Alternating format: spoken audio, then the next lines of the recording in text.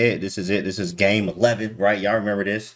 Y'all already seen this. If you haven't, and if you didn't know already, well, I mean, you should already know the news. But if you don't, for whatever reason, right, we're going to look at it right now. This was the final game, obviously. So y'all kind of know what happened. It gives it away right there.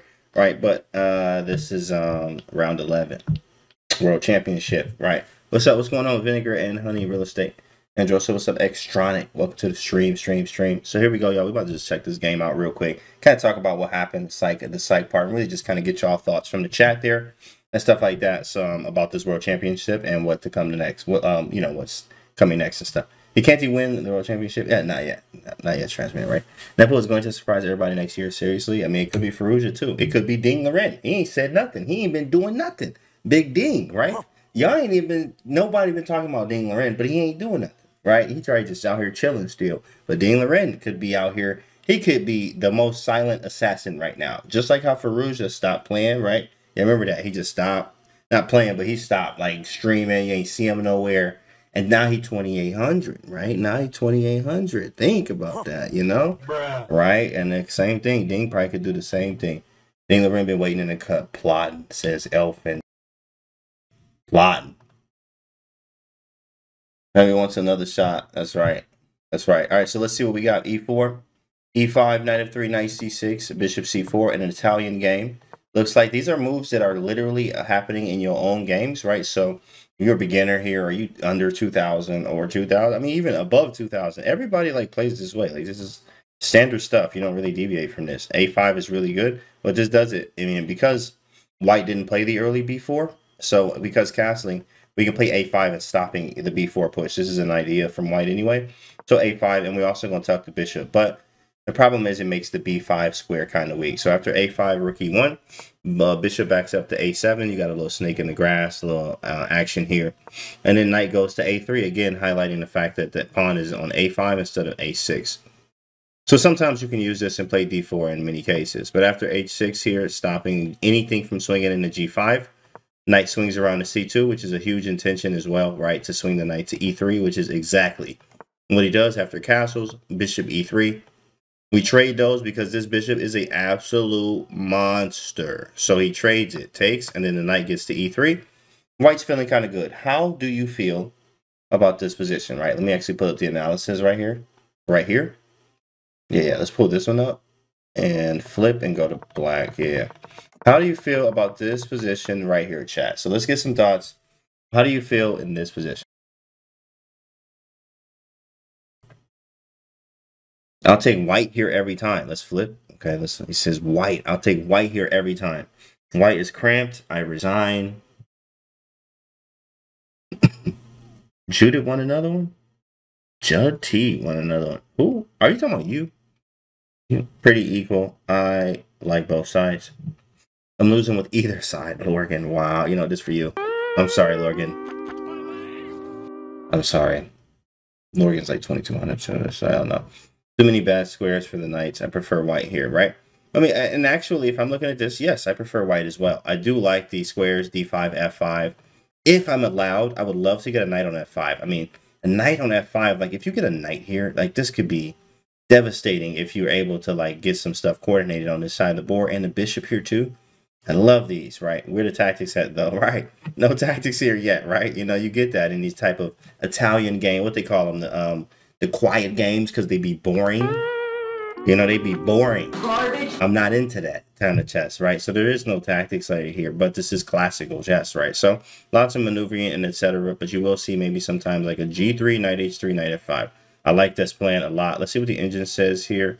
After knight to e3, there's rook e8, and they like a4, a3, queen c2, right? And all of them, by the way, a4 is played, and I'm sure, I mean, this is all prepped anyway. So after rook e8, a4 was played, gained some more space, right? a4, bishop e6 happens to blunt the bishop here. This bishop is a monster. Same like the other one. The bishop on a7 was a monster, so he plays bishop e3. And vice versa. This bishop could tuck here, so it's sort of the same. I'm just going to take with the rook or the pawn. So after bishop takes, now which way would you actually capture?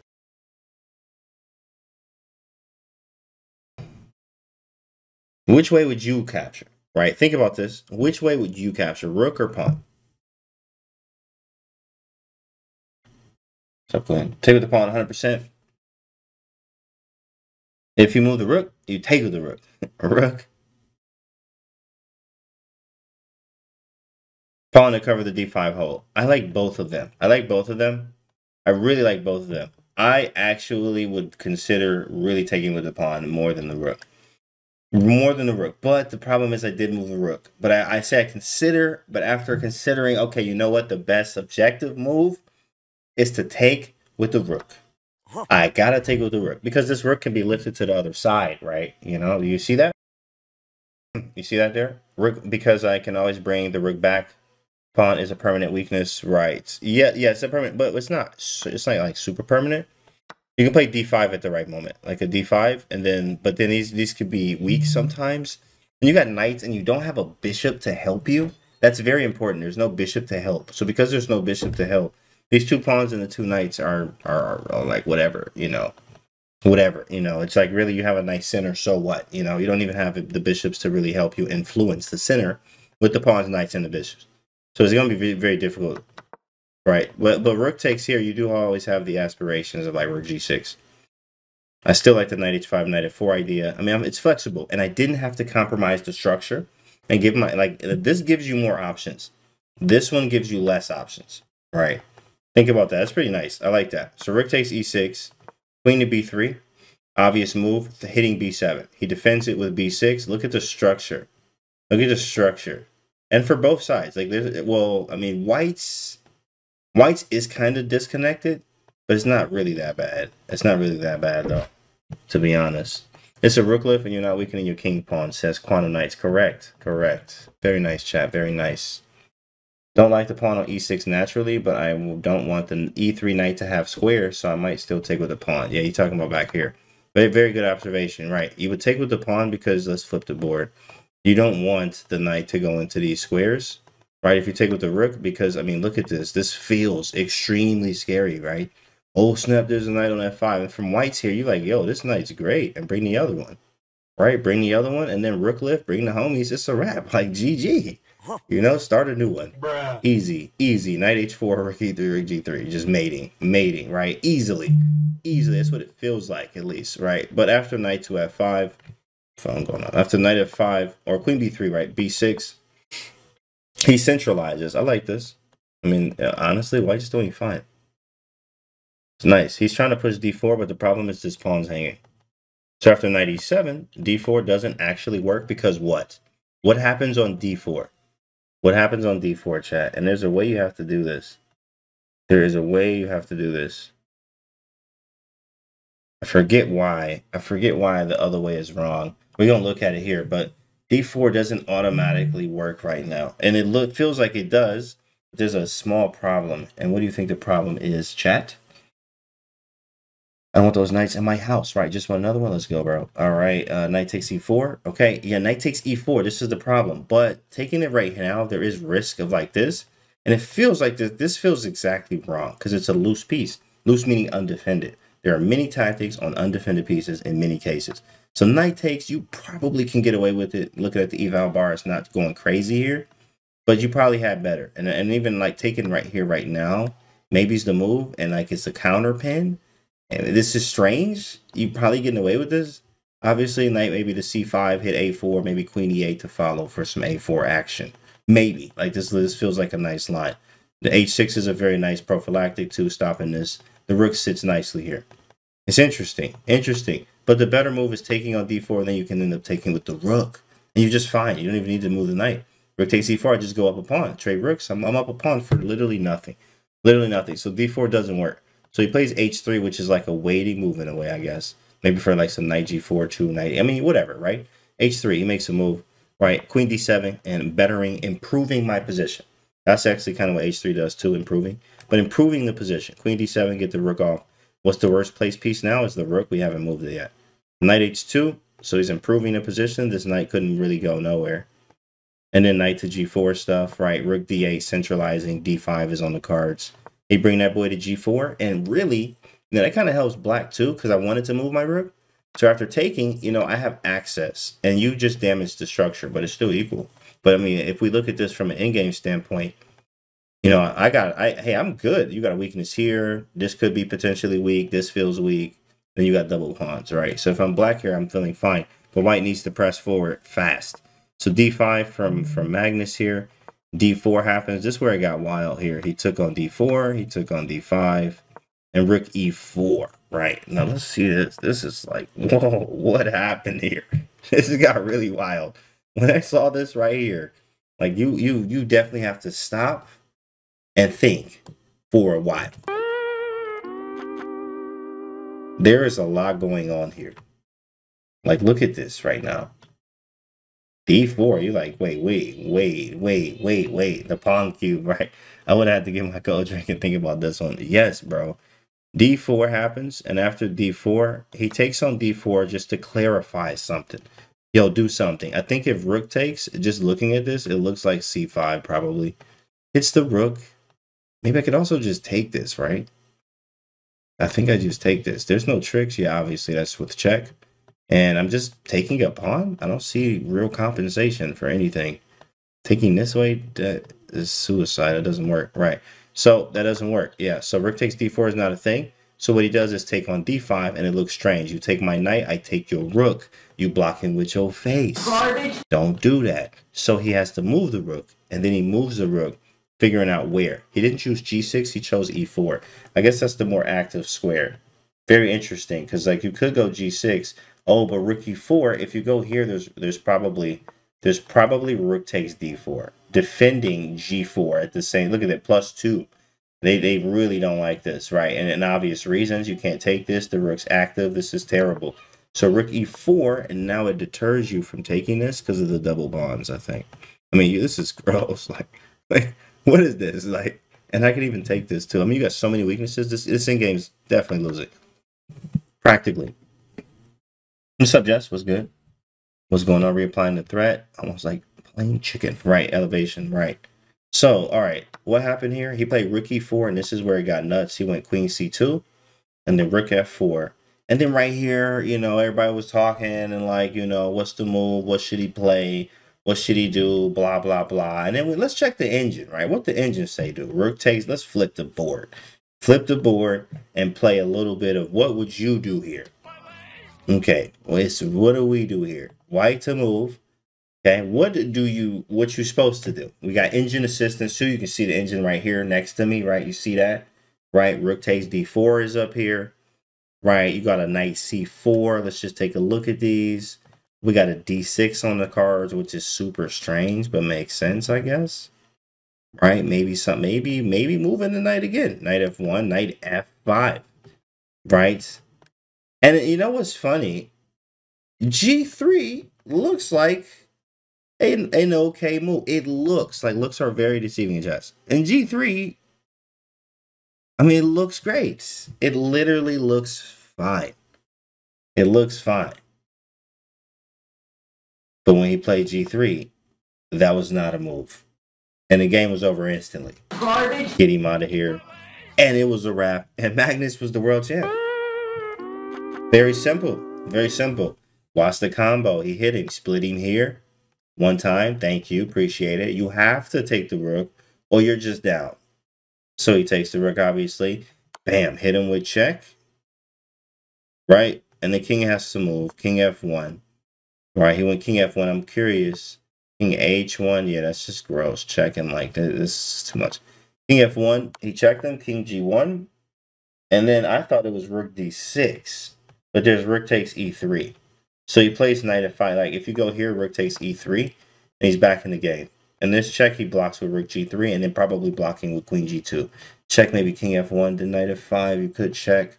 It's not enough. I know I'm getting out of that somehow. Maybe just queen f2. Check king e2. Yeah. And I'm getting away. Or g2, I mean. I'm getting away. So this does not work. This does not work. After check, king g1 and then knight to f5.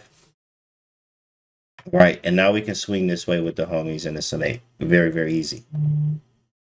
Very easy mate here. Very easy mate. And after knight f5, d6. So rook takes d6. I think there's rook takes d6. Clever move. He saw this instantly and played d6. Stopping it. But knight h4, I mean, this is a dual threat here. Knight h4 threatening mate. Look how nasty that is. Mate on g2. Mate on f3. No, the engine says the engine went down there. I'm curious. What was better than knight h4? Queen g4 check. King f1.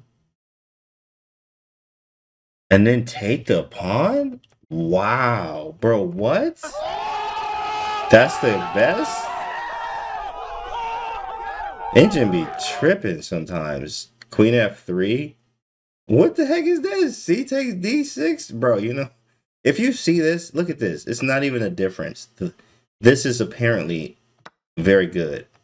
Garbage. I mean, okay, whatever. Like, yeah, I guess it's king looking crazy, but like, no. You don't do all of this just to take with the pawn. I guess you can, right? Now, what happened was similar in a way, but you can understand. Knight f5. He played d6. Knight h4 was great. He brought the queen in with the check. I thought this was great. And then it went down a little bit more too. I was looking at this with the engine. And here, what was they saying? Queen check? It was something a little bit further ahead. Maybe not. Yeah, he went with this and it went down a lot, a significant amount. I was like, dang. Like, I know he crushing him. How is it like this? You know, like, if you're looking at it here too, right? Look how the difference there. That's kind of crazy, right? Takes. Yeah, all right, let me turn this off here. Okay, so back here, he hit him with knight h4, then checked him, then knight f3. This one's starting knight h2. And check, he runs. I mean, you are just hitting this too, but knight h2 and here. Then rook takes, queen c6. Somehow he's got to be mated. He has to be mated in there. This has to be like leading to mate. But it's also like there's a knight on f3. Like, what do you mean, bro? Like, you could never go wrong here. Bruh. You're literally crushing him right now. It's like you're winning everywhere. He didn't go with forcing lines, but Magnus knew he had a winning endgame. He's probably, yeah, correct, Quinn. Right. It makes sense. Like, I mean, I'm completely winning. So he went queen f2. And a lot of times, actually, I've even had this hands-on playing a very strong grandmaster and actually was up +4. I remember it. Still hurts to this day.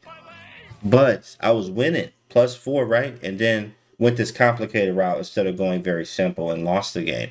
You can do that here. And this is, he went the easy route. You just check, force some trades, and then win an endgame that I know I cannot mess this up, being who he is, right?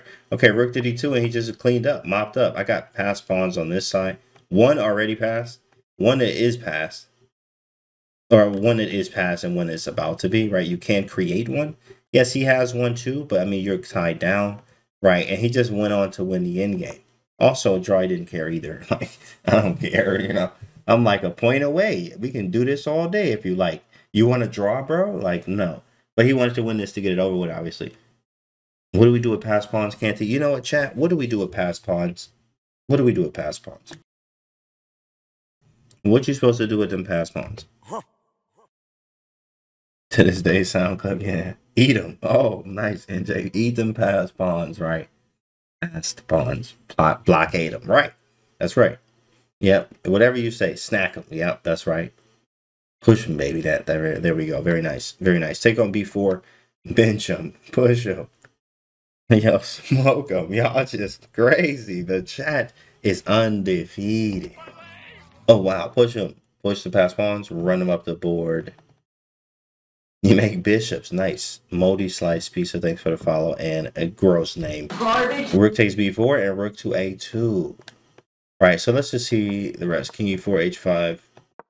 He just pushed. Right, if you see the rest of this, right, I mean, you got to be thinking about, like, what's Jan thinking here, too? It's like, you know, I mean, I think he already kind of knew this, too. Like, there's a lot of pressure on him, right? There's a lot of pressure on him. He lost the games. I mean, this was over. He still even played on. Like, to play on right here, these moves, no resi, like, no resignation. Still playing on. Still making moves. You know what I mean? Still making moves right here. It's man, it was a rough one. It was a rough championship, but first off, you got to remember he made it there, right? He made it there to face Magnus. You know what I'm saying? He did. Like there's not like he made it, bro. You can't take that away from this guy. Like he did everything he needed to do to be able to play Magnus, and he just wasn't ready, and he lost. That's how it is. That's literally how it is. But they always say, and I've heard this a lot from the commentary, right? What they say, you become significantly better after your first world championship. That's what they say.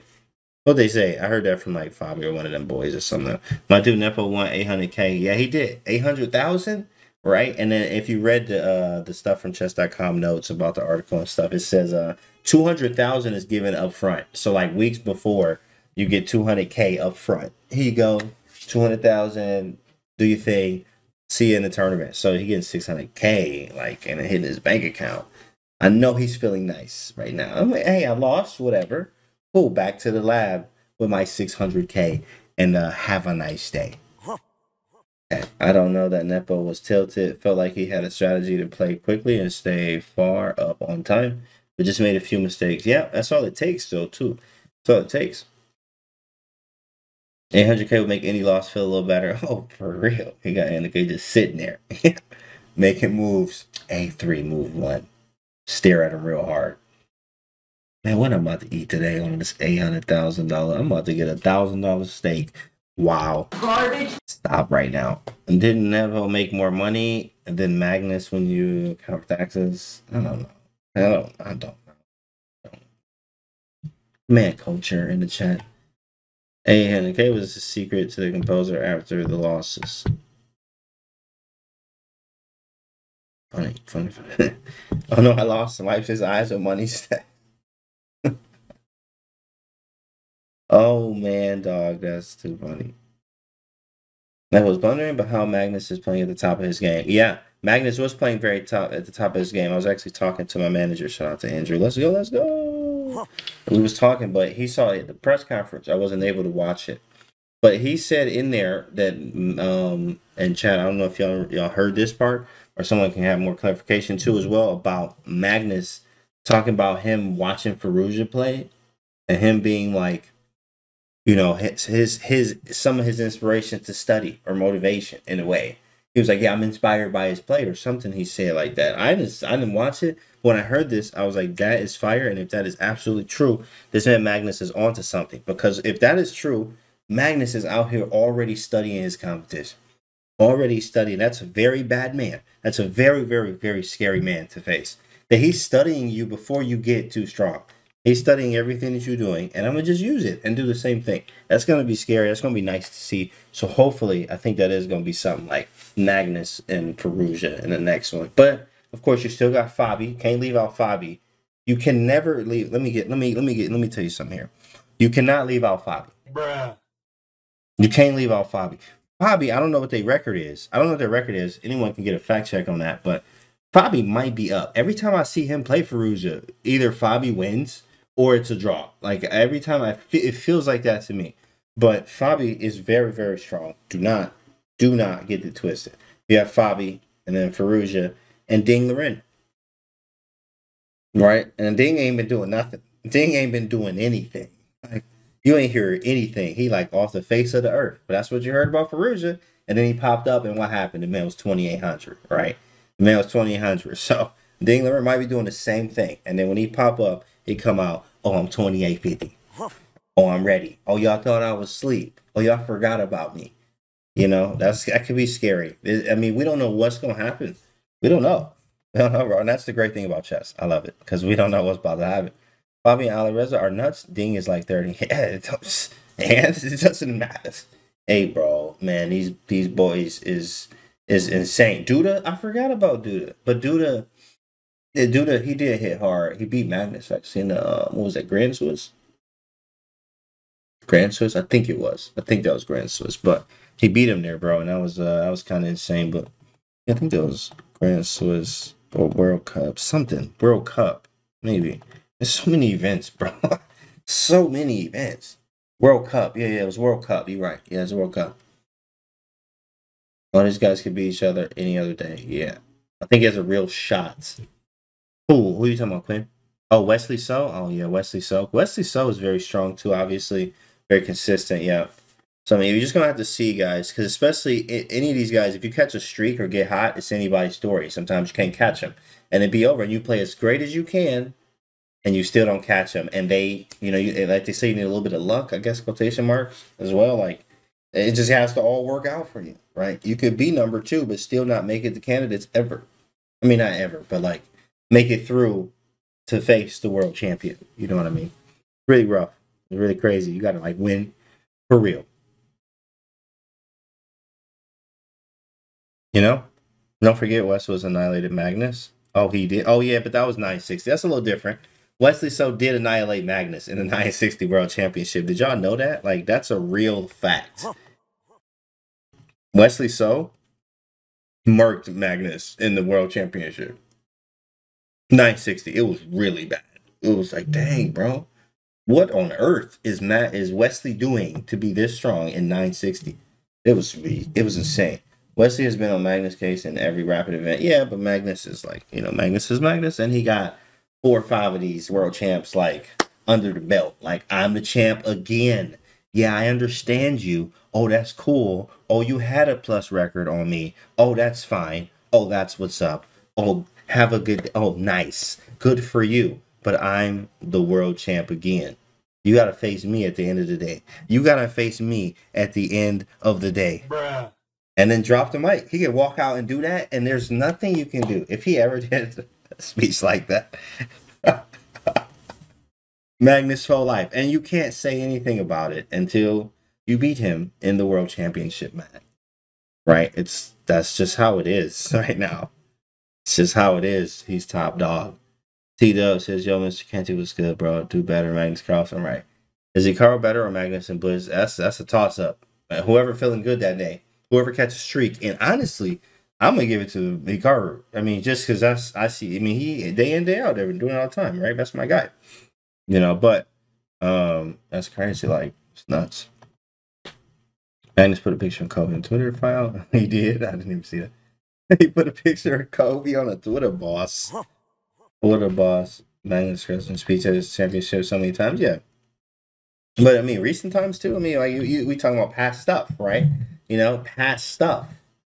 In recent times, they've been hitting each other back and forth. They've been hitting each other. If you've been watching, they've been hitting back and forth. That was past stuff. Just like everybody, like, oh, y'all got that plus score on Magnus, boy. He about to flex real hard, and then he got flexed on.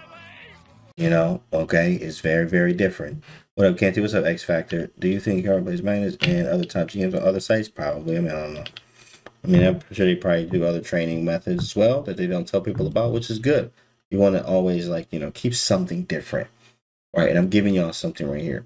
You always want to have something different than what you think they're playing. If you think I'm playing this, think again. If you think I'm playing that, think again. You can learn a lot from Magnus and the boys like that. Giannis plus scores from childhood or something like that. Yeah, that's right. Yeah. Yeah, that's right. But this was Magnus is the world champ, guys. Another one from Magnus.